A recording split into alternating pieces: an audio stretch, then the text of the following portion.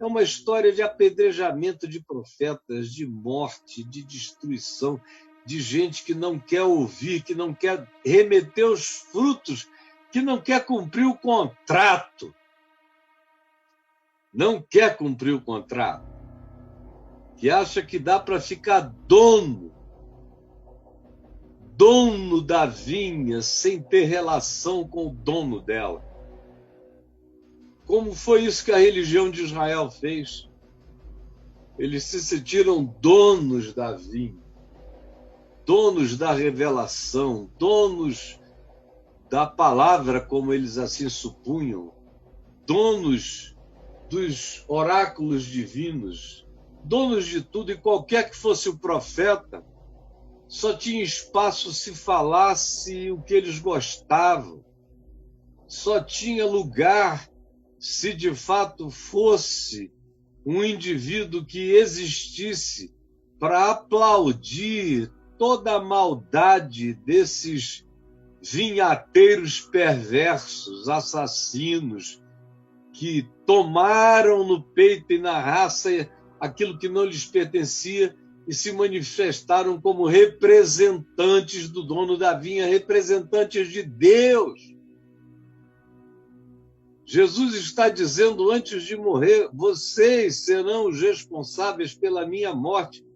Vocês estão achando que se acabarem comigo, vocês acabam com o problema de profetas vindo a Israel falar a palavra do Senhor. Vocês estão dizendo: oba, esse é o herdeiro, e ao dizerem esse é o herdeiro, vocês se auto-incriminam, porque vocês sabem e reconhecem quem eu sou, mas ainda assim não querem conversar, não querem pagar o que é devido, não querem se submeter, não querem a alteração, a mudança de significado, não querem entregar a propriedade a quem de direito. Vocês querem ser os donos contínuos da representação, vocês querem transformar o reino de Deus em franquia, a igreja de Deus em franquia. Vocês querem que tudo isso seja algo de vocês. Agora, Jesus disse isso para principais sacerdotes, fariseus, religiosos daqueles dias, que vieram a ser os que de fato o mataram, entregaram para ser morto na cruz fora da cidade. Você acha que tem alguma diferença para os nossos dias? A única é que eles não estão assassinando Jesus de carne e osso, mas eles assassinam o conceito, eles assassinam a palavra, eles assassinam o evangelho, eles escondem a narrativa do evangelho, eles sepultam o ensino de Jesus, eles não remetem os frutos e se apresentam ao mundo como representantes de Deus. Foi assim nos dias de Jesus e é assim entre nós. Continua tudo igual, aliás, tudo pior. Jesus, todavia, pergunta a eles: o que vocês acham que o Senhor da vinha fará quando ele vier, ele mesmo, encontrar com vocês, lavradores maus, arrendatários perversos, que se fizeram representantes do reino de Deus no mundo, sem Deus e contra Deus, contra o evangelho de Cristo, contra o Filho de Deus, contra os profetas de Deus, contra a palavra de Deus? O que vocês acham que acontecerá com vocês que fizeram um contrato de arrendamento, dizendo: nós vamos remeter os frutos do reino que tu nos confiaste no tempo próprio, e ao contrário, toda vez que um profeta é enviado, vocês apedrejam, matam e espancam, ou exilam, ou sepultam no ostracismo, calam a boca do indivíduo para sempre. O que vocês acham que vai acontecer com vocês? Pergunta Jesus. E os principais sacerdotes e os fariseus, ouvindo essas parábolas, num desespero numa raiva terrível, mas a pergunta está colocada e Jesus responde: ele fará vocês perecerem horrivelmente, porque vocês são malvados. E ele vai entregar o reino de Deus a outros que têm um compromisso de produzir o fruto, de entregar o fruto, dando honra e glória ao dono da vinha. É isto que ele fará, como foi isso que ele fez. Ele fez isso com os judeus lá atrás, passou a vinha a outros, aos Pedros, aos Joões, aos Tiagos, aos Paulos, aos que não tinham nada a ver, de acordo com a aristocracia religiosa de Israel, como sendo os possíveis eleitos para essa tarefa, mas foi assim que ele determinou entregar para esse povo lá da Galileia, para esses plebeus que não sabiam nada de coisa alguma. Entregou e confiou a eles a simplicidade do seu reino, como foi entregando a outros depois, como toda vez que aparece um grupo que resolve se tornar dono da palavra, dono da doutrina, dono do ensino, dono do evangelho, dono da revelação, sejam eles judeus do templo, lá atrás, há 2000 anos, com toda aquela estrutura levítica de sacerdócio, não sejam eles os que vieram depois, aqueles que transformaram o evangelho de Jesus em cristianismo, foram aqueles que se tornaram os herdeiros das grandes edificações greco-romanas dedicadas ao panteão e que agora se tornavam poderosos gestores daqueles grandes templos históricos pagãos agora dedicados a Pedro, Tiago, João, Maria,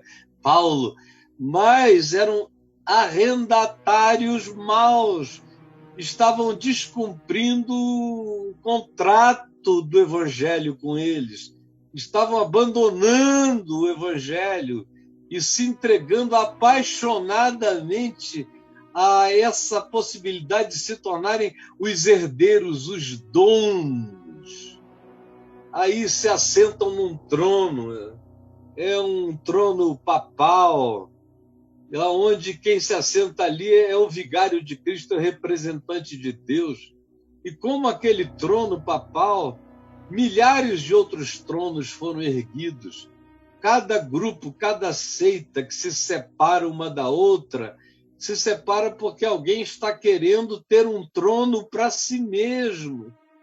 E para não ficarmos andando durante 2000 anos de história, basta olhar à nossa volta as dezenas, centenas, quem sabe milhares de tronos, milhares de vinhas com dono, aonde Jesus não entra, como eu sei de um deles, que me falou: olha, essa coisa de Jesus é lá para fora.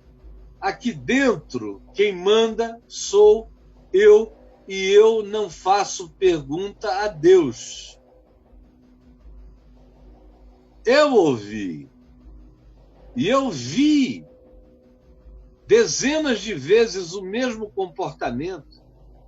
Deus é um produto que a gente argumenta a respeito, a gente vende da porta para fora. Aqui dentro, nas decisões interiores, o cara quase que disse: Deus sou eu.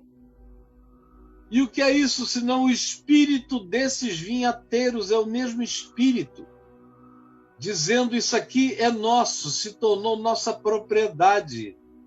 O cara chega a dizer: é a minha igreja, é o meu povo, são as minhas ovelhas, é o meu ministério.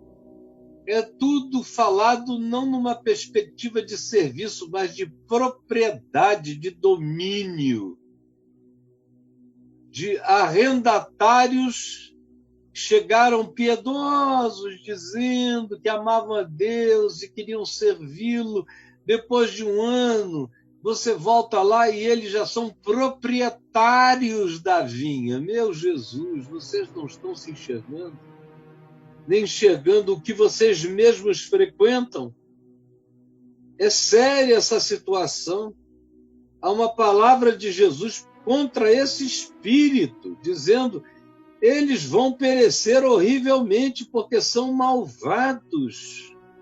Então Jesus perguntou a eles e pergunta a nós, agora aqui, hoje já.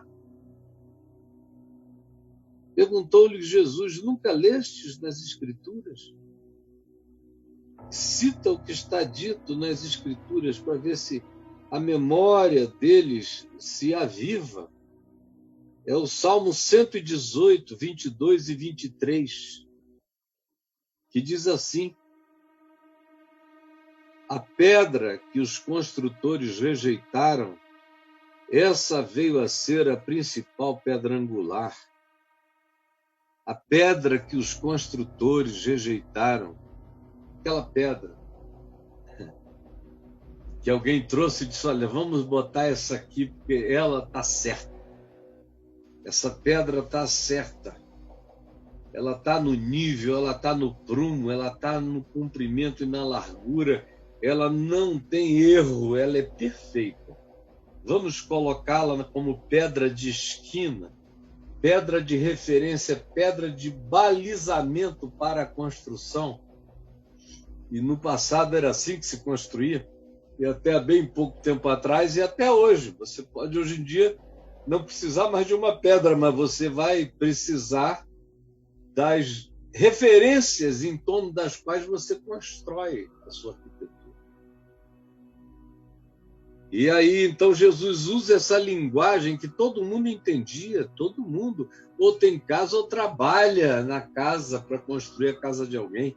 No passado, então, isso era algo que era impossível que qualquer pessoa desconhecesse esse princípio. E aí ele cita o Salmo 118, 22 e 23.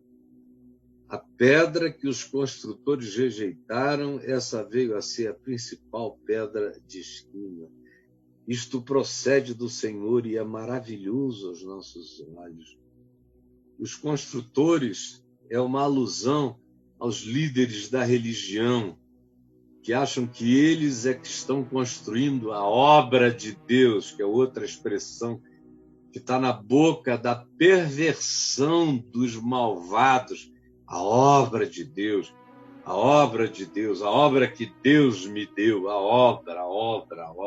obra, mas a pedra de esquina foi desprezada. É a obra de Deus, mas Jesus não tem lugar, não é referência de nada nem para nada.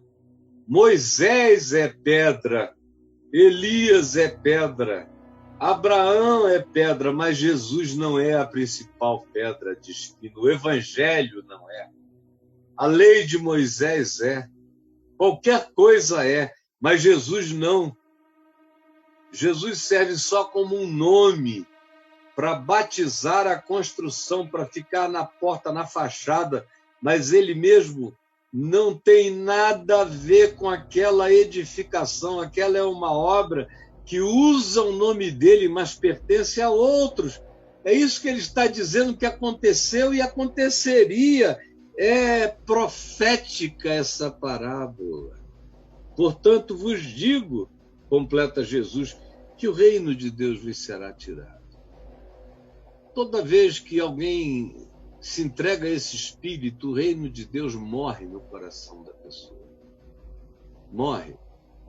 É por isso que a gente tem milhares de igrejas, mas não tem reino de Deus praticamente nenhum. Porque o reino de Deus é justiça, é paz, é alegria. O reino de Deus não é dinheiro, não é festa pública, celebração, marchas. O reino de Deus não é banquete, o reino de Deus não é feito dessas coisas de prosperidade, comida, vinho, bebida, sobras. Não. Esses são os reinos desse mundo que são assim, medidos por comida, por bebida, por festa, por caprichos realizados, por prosperidades materiais, que vieram a se tornar reais, que são posse de alguns, determinando o cetro e o poder do indivíduo. Não, esse é o reino dos homens, são os reinos deste mundo, não o reino de Deus. O reino de Deus é feito de justiça, de paz e de alegria no Espírito Santo. Você me entendeu? Assim é o reino de Deus. E Jesus diz aqui, vocês que quiseram construir uma vinha sem o Espírito Santo, sem a presença do Filho do Dono, sem os profetas e as profecias da verdade, vocês que quiseram erigir um negócio em nome de Deus, sem Deus, vocês que fizeram essa obra de Deus sem a referência do Evangelho e contra o Evangelho, saibam, o reino de Deus será tirado de vocês, vocês nem vão notar. Vocês falarão sozinhos, mas o reino, a palavra, já não estará entre vocês. Como hoje, se você quiser encontrar a palavra do reino, não vá a nenhuma dessas superestruturas, dessas vinhas artificiais que abriram mão da pedra de esquina, do evangelho simples que é Jesus. Não vá. O reino de Deus está em lugares pequenos, está com gente simples, 2, 3, 10, 12 reunidos em seu nome, com pureza de coração, dispondo-se a ajudarem-se mutuamente, tanto quanto estendendo as mãos para tocar a necessidade dos carentes. O reino de Deus deixou de ser templo, o reino de Deus deixou de ser grandes organizações que ele nunca foi. O reino de Deus não tem tronos, o reino de Deus não tem lugar de vaticínios, não tem seus vaticanos, nem grandes em prédios e nem aqueles que a gente vê aos milhares, aonde se assentam em tronos superiores os donos do povo, dos rebanhos, das ovelhas, de tudo em nome de Deus. O reino de Deus não está aí. O reino de... Aí você encontra muita gente, até muita animação, mas não encontra aquele calor verdadeiro, aquele fogo sincero, aquela palavra da vida, aquela certeza de que você meteu a cara num ambiente, numa dimensão de natureza espiritual, onde tudo é verdade, onde tudo tem consequências, onde a sinceridade conta acima de tudo. O reino de Deus está nesses lugares, sobretudo está nessas pessoas que encarnam o Evangelho com simplicidade, que o vivem com pureza e que amam com genuinidade e que vivem com justiça, paz e alegria sincera no Espírito Santo. É para aí que o reino de Deus foi e saiu dos conglomerados, aonde a pedra preciosa, a pedra de esquina, a pedra do Evangelho, foi rejeitada. O reino de Deus foi tirado e foi entregue a um povo simples, muitas vezes nem percebido, e que são os que estão entregando o fruto genuíno do reino ao dono da vinha, com pureza e com alegria, com privilégio entregam a ele tudo que está sendo produzido e realizado em seu nome para a glória dele. E aí Jesus diz a esses que se sentem donos, ele afirma: todo que cair sobre esta pedra ficará em pedaços. Essa pedra de esquina que foi rejeitada por vocês. Vocês vão se despedaçar, isso é sério. E aquele sobre quem ela cair vai virar pó. O cara que vai contra ela vira caco. E aquele sobre quem ela cai vira pó. Vocês não têm chance, não brinquem disto. Pode ser que hoje aqui, na singeleza dessa conversa, dentro da minha biblioteca, que eu esteja conseguindo atingir o coração de alguns que estavam entrando nessa, ou atingir o coração de alguns que estejam dentro dessa e que tenham ouvido a palavra de Deus com temor, com tremor, e que agora estejam se permitindo arrancar daí, em nome de Jesus, arrancar daí em nome de Jesus, para que não sejam desses que, indo contra ela, se despedacem sobre quem ela vem a cair e que se tornam pó. É aí que os principais sacerdotes, os religiosos, como hoje também, foi lá então, foi em todos os outros demais tempos e é hoje também, ouvindo estas parábolas proféticas, entenderam que era a respeito deles que Jesus falava. E aí, eles se converteram? Eles se quebrantaram? Não. Isso é que é terrível. É que a gente fala aqui e não tem uma única voz para se pôr em pé e dizer o que o Caio está dizendo é mentira. Não é a interpretação exata do espírito da mensagem de Jesus. Não, não é. Não tem ninguém em lugar nenhum. E na minha frente, então, não aparecem nem mortos. Porque todos sabem que é verdade. Entenderam. Isso é que é terrível. É você compreender que a respeito de você que Jesus está falando, que o Evangelho está falando, que eu, em nome de Jesus e do Evangelho que é Jesus, estou falando. Entenderam. E conquanto buscassem prendê-lo, temeram as multidões, temeram, entenderam, só não fizeram contra ele o que ele mesmo tinha contado na parábola, que era pegá-lo, apedrejá-lo, amarrá-lo naquela mesma hora e matá-lo, que era o desejo deles. Entenderam, eles preferiram entender que era contra eles do que entender o que estava sendo dito. Entenderam o que estava sendo dito, entenderam que era contra eles, e ao invés de se converterem, conforme Jesus tinha contado na parábola, quiseram matar Jesus.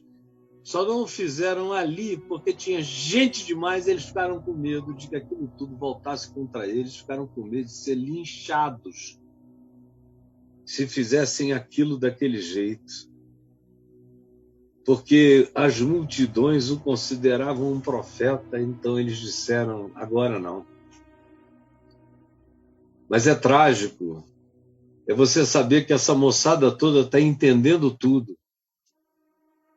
Eles entenderam. Eles entenderam.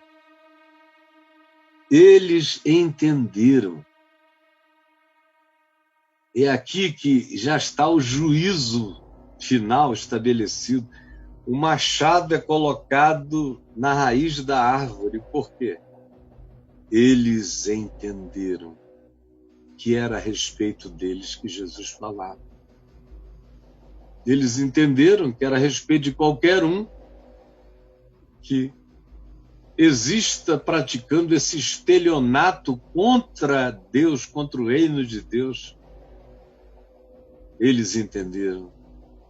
E você entendeu também. Todos os que ouvirem vão entender também. Ninguém vai ficar sem entender. Jesus, ninguém vai ficar sem entender. Tu prometeste que o teu Espírito daria testemunho. E eu peço que esteja acontecendo isso agora. Eu não estou aqui para fazer nada que não seja tentar ajudar as pessoas a entenderem e, pelo poder do Espírito Santo, se enxergarem nessa compreensão. Por favor, permite que os que se entendam se convertam, se quebrantem, para que saiam dessa zona de risco, desse grupo de risco que pode se despedaçar ou virar pó. Pode se despedaçar ou virar pó. O melhor cenário é se despedaçar e o pior é virar pó. Por favor, salva-nos de qualquer dessas duas perspectivas. Permite que nós não entendamos como juízo contra nós e transformemos a compreensão do Evangelho em juízo final na nossa vida, porque compreendendo não nos convertamos, não nos tornemos gente que muda de lado nessa história, nessa narrativa, continuando sendo duros de coração como os arrendatários perversos.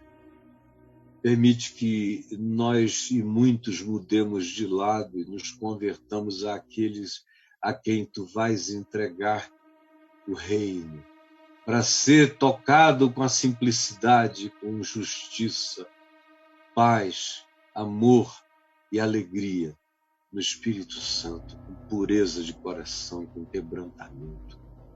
É o que eu te peço que tu realizes sobre todos nós, em nome de Jesus. Amém, amém e amém, Senhor.